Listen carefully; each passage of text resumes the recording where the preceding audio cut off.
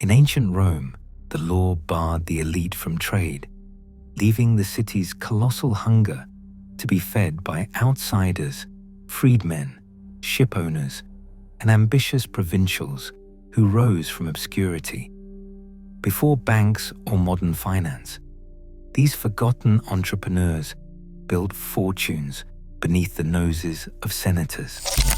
The system they created changed Roman society, and it shaped every shipment, every contract, every risk they took. How did they do it? And what evidence remains now to reveal their true impact? In the world of ancient Rome, the highest ranks of society drew a sharp line between themselves and the business of trade. While Rome's senators debated policy and shaped the fate of the empire, their own hands stayed clear of commerce. The law made this separation explicit in 218 BCE, when the Lex Claudia forbade senators and their sons from owning seagoing ships above a modest size. The reasoning was as much about image as law. For the Roman elite, profit from trade was thought to undermine dignity and corrupt the values of the ruling class. To them, true wealth came from land, not from the unpredictable fortunes of the Mediterranean. This legal boundary, however, did not shrink the city's appetite. Rome's population ballooned past 1 million, demanding grain, oil, wine, and goods from every corner of the empire. The city's hunger created a vacuum that could not be filled by the senatorial class. Instead, opportunity fell to those just outside the highest social circle. Equestrians, freedmen, provincial traders, and organized guilds stepped forward to meet the needs of the capital. The Lex Claudia, while intended to preserve aristocratic purity, instead opened the doors to a new class of entrepreneurs. Freedmen, former slaves granted citizenship, found themselves in a unique position. Unlike senators, they faced no stigma in pursuing profit. Many brought commercial skills learned during their years of servitude. Some had managed their master's affairs, others had overseen shops or workshops. After manumission, these men and women could use their savings, called peculium, to launch businesses of their own. The law recognized their new status, and although they could not enter the Senate, they could own property, form partnerships, and leave wealth to their children. In port cities such as Ostia and Puteoli, freedmen became prominent as ship owners, warehouse managers, and leaders of trade guilds. The equestrian order, one step below the Senate, also thrived in this environment. Equestrians, or equites, were not bound by the same restrictions. Many invested in shipping, tax farming, and overseas ventures, sometimes acting as silent partners for senators who wished to profit while avoiding scandal. Provincial traders and guilds, known as collegia, organized collective bargaining and mutual support, especially in the bustling markets of Rome's ports. These associations provided both commercial muscle and social protection, helping outsiders carve out space in a competitive economy. The exclusion of the elite from direct trade did not diminish the risks. Merchants faced shipwreck, piracy, and sudden market swings, but the rewards could be immense. In a city where the Senate refused to sully itself with business, outsiders built fortunes and family dynasties.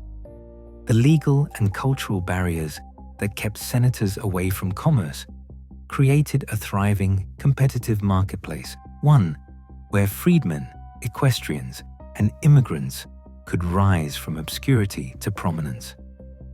Their story begins not with the grandeur of the Forum, but in the crowded ports and warehouses that kept the city alive. Ostia, set at the mouth of the Tiber, pulsed with the rhythm of arriving and departing ships. Its wharves stretched along the river, crowded with workers unloading amphorae packed with Baetica olive oil, Egyptian grain, and the sharp scent of garum from Hispania. Each amphora, stamped with marks like Dressel 20, carried its own history, evidence recorded in clay. These stamps, still found in archaeological digs, trace the movement of goods and the hands that moved them. From Ostia, goods traveled upriver to Rome or spread across the empire, their journey recorded not in ledgers, but in the physical remains of trade itself. Puteoli served as the main entry point for Eastern luxuries and bulk commodities. Merchants here managed the logistics of large-scale imports, organizing convoys and securing warehouse space. The Horea Epigathiana, one of Ostia's best-preserved warehouses, still stands as a testament to the scale of Roman storage. Its thick brick walls once protected shipments worth fortunes: grain, oil, and wine, stacked in orderly rows. Each amphora's stamp a silent witness to contracts fulfilled and debts paid. The evidence of this commerce lies scattered across the Mediterranean. Shipwrecks off the Spanish coast yield Dressel 20 amphorae, their rounded bodies and stamped handles identical to those found in the Horea of Ostia. Archaeologists have traced the flow of olive oil from Baetica to Rome through these artifacts, revealing networks that spanned thousands of kilometers. Inscriptions, like those in the Corpus Inscriptionum Latinarum, record the names of navicularii, maritime merchants, who managed fleets and negotiated contracts.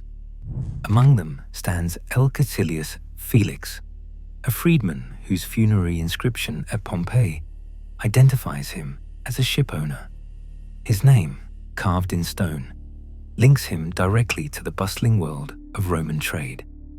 The daily life of these ports was shaped by risk and opportunity.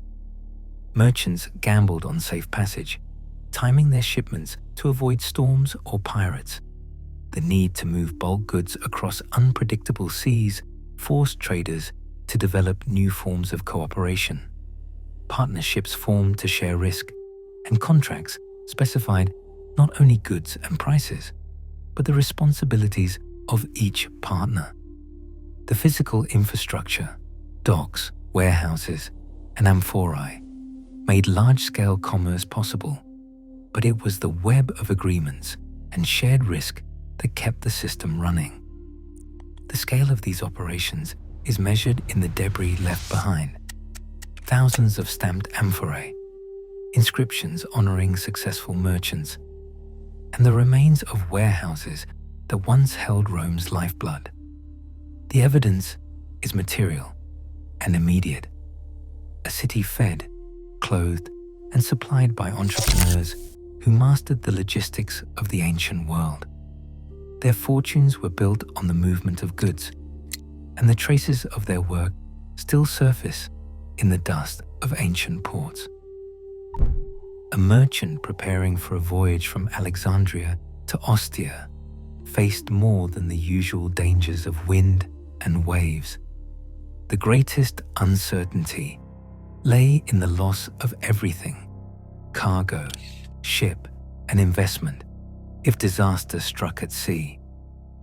To make these ventures possible, Roman entrepreneurs turned to an inventive form of maritime credit known as bottomry or fonus nauticum.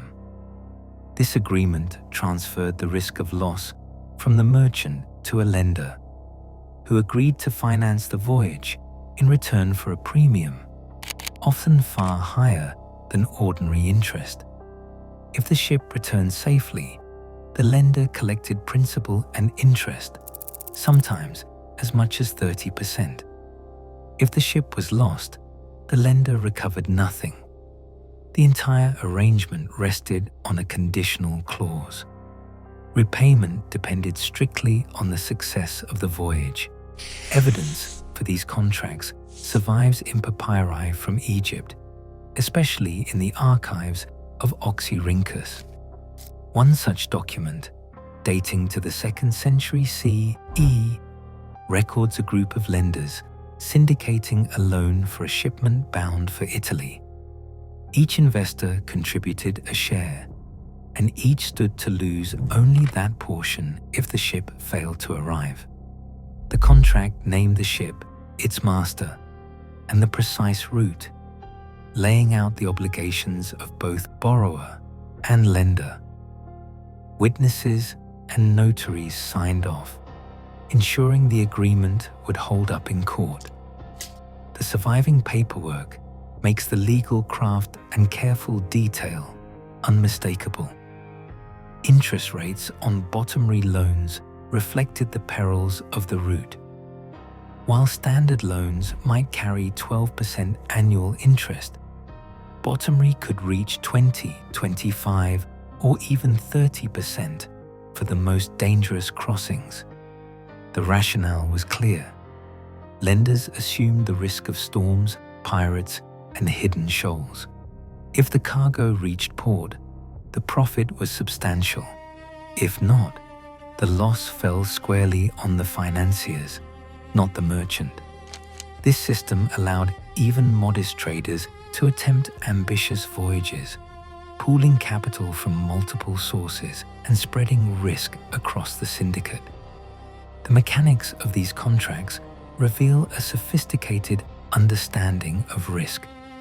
Lenders required detailed information about the ship's condition, the experience of its captain, and the nature of the cargo. Fraud was a constant concern.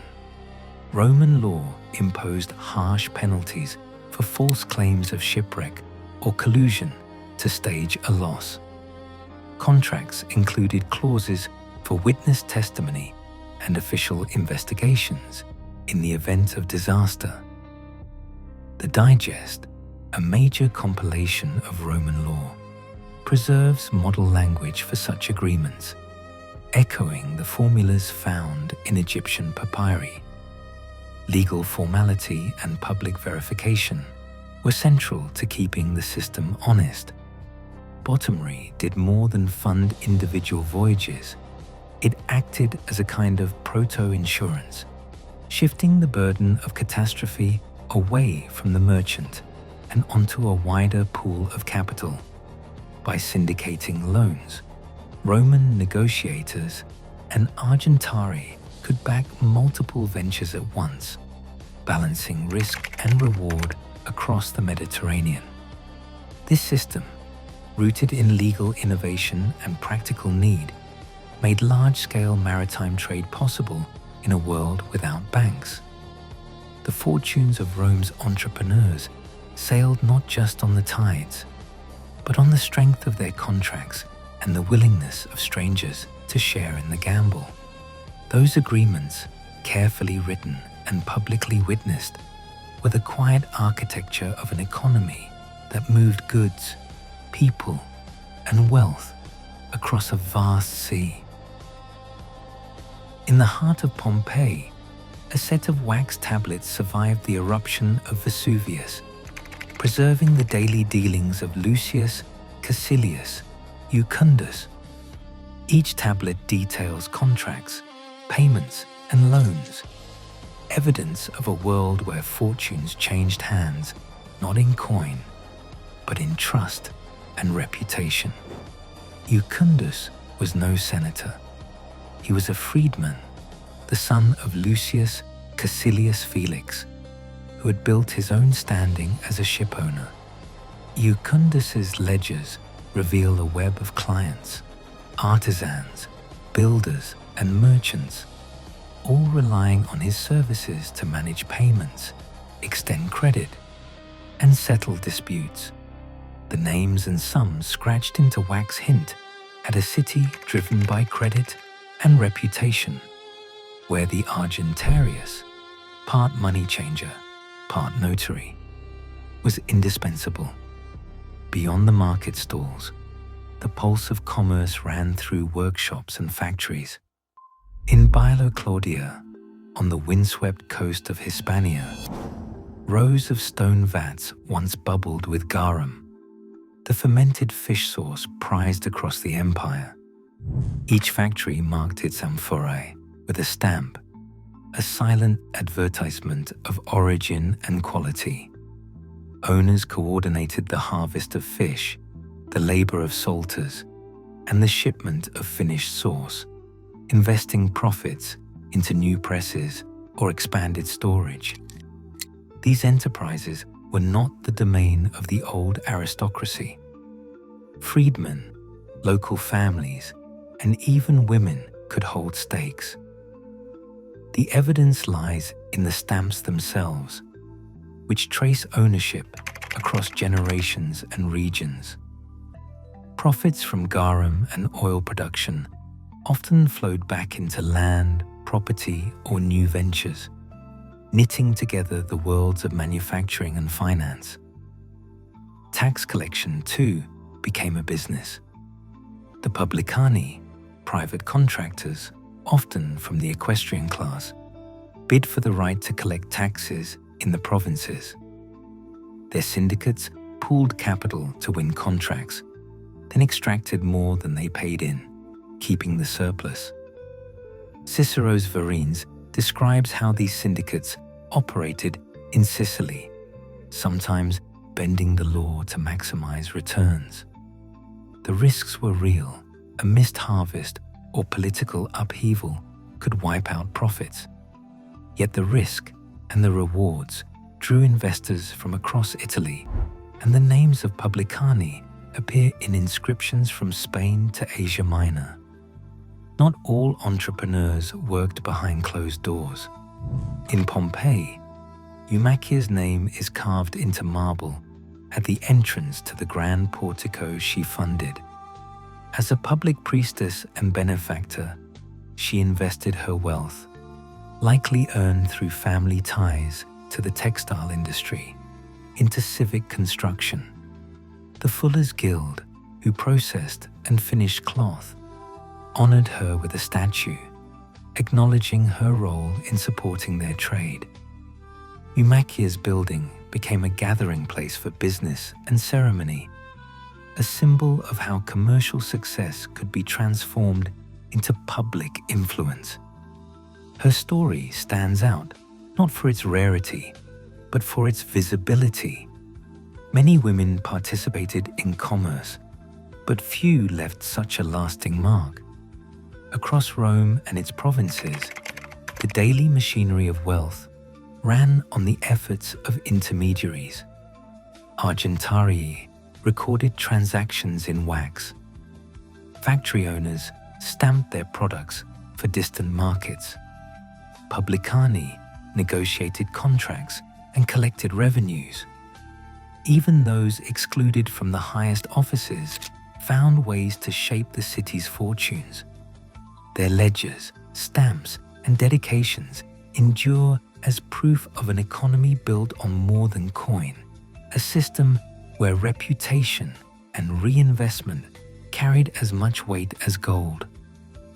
Profits from trade and industry rarely stayed in the markets. In ancient Rome, the most enduring path to wealth was through land.